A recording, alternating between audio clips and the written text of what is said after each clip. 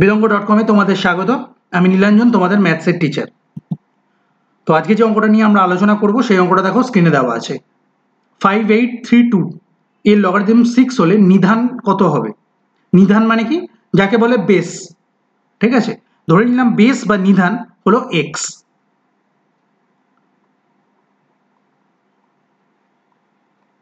নিধান হলো x। তাহলে মানে যেভাবে অঙ্কটা দেওয়া আছে যে 5832 লগারিদম হচ্ছে 6, তাহলে আমরা কি লিখতে পারি? লগারিদম অফ 5832 এর নিধান বা বেস হচ্ছে x, তাহলে 5832 লগারিদম কত হচ্ছে 6। তাহলে এখান থেকে আমরা কি লিখতে পারি? এখান থেকে আমরা লিখতে পারি যে x to the power 6 equal to 5832। এবার 5832টাকে আমরা 6টা 6-এ গুণফল হিসাবে লিখতে পারি।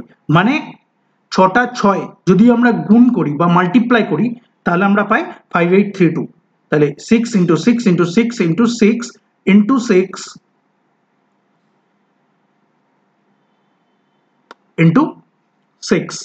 তাহলে এখান থেকে আমরা কি পাচ্ছি? x to the power 6 equal to 6 into 6 into 6 into 6 into 6 into 6।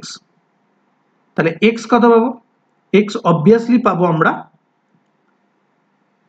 Plus minus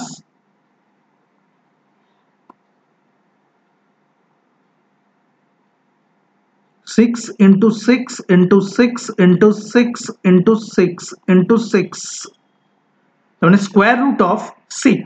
আমরা কি করব? স্কোয়ার রুট অফ 6 নেব এই 5832, যেটাকে আমরা ভেঙে আমরা কটা পাবো? 6টা 6। তাহলে আলটিমেটলি আমরা x কত পাবো? Plus minus 6। এটা হচ্ছে স্কোয়ার রুট। এটা আমি ভালোভাবে আরেকবার লিখে দিচ্ছি, এটা হচ্ছে স্কোয়ার রুট। তাহলে আমরা পেলাম x equal to plus minus 6।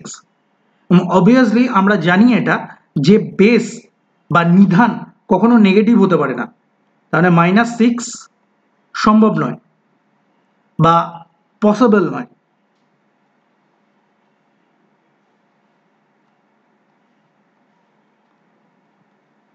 অতএব বেস বা নিধান হচ্ছে 6। বিলঙ্গ.com এই সলিউশনটি দেখার জন্য ধন্যবাদ।